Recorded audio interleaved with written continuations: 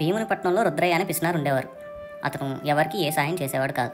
ఎప్పుడు ఇంకా ఎక్కువగా డబ్బులు ఎలా సంపాదించడం అని ఆలోచిస్తూ ఉండేవాడు. అతని ఇంటి ముందు వీధిలో ఒక పెద్ద చెట్టు ఉండేది. తన ఇంటి ముందు ఉండడం వలన ఆ చెట్టు కూడా తనదేదని భావించేవాడు రుద్రయ్య. ఒకరోజు ఆ ఊరికి కొత్తగా వచ్చిన సాంబయ్య దారిన పోరు ఎండగా ఉందని రుద్రయ్య ఇంటి ముందున్న చెట్టు కింద విశ్రాంతి తీసుకున్నాడు. ఇంతలో రుద్రయ్య బయటకు వచ్చి, ఈ చెట్టు నాది, దాని కింద కూర్చోవడానికి వీల్లేదు అని అన్నాడు. ఆ ఊరి వారు రుద్రయ్య గురించి సాంబయ్యకు ముందే చెప్పారు. అయితే ప్రత్యక్షంగా చూడడం ఇదే మొదటిసారి. ఇప్పుడే రుద్రయ్యకు బుద్ధి చెప్పాలని నిర్ణయించుకున్నాడు సాంబయ్య. అతనితో, నీ చెట్టు నీడని నేను కొనాలనుకుంటున్నాను, అమ్ముతావా అని అడిగాడు.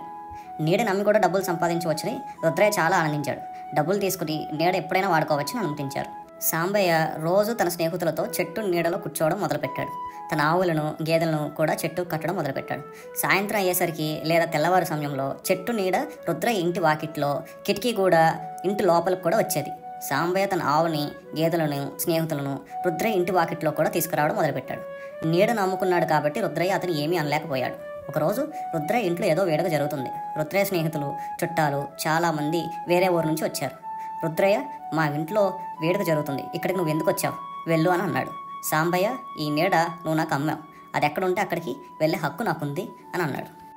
రుద్రయ్య స్నేహితులు, చుట్టాలు అతను నీడను కూడా అమ్ముకున్నాడని వాళ్ళల్లో వాళ్ళు మాట్లాడుకుని నవ్వడం మొదలుపెట్టారు. సాంబయ్యకు చాలా అవమానంగా అనిపించింది. తన పిసినారుతనం పట్ల తనకే సిగ్గేసింది. బుద్ధి తెచ్చుకొని అప్పటి నుంచి తన ప్రవర్తన మార్చుకున్నాడు రుద్రయ్య.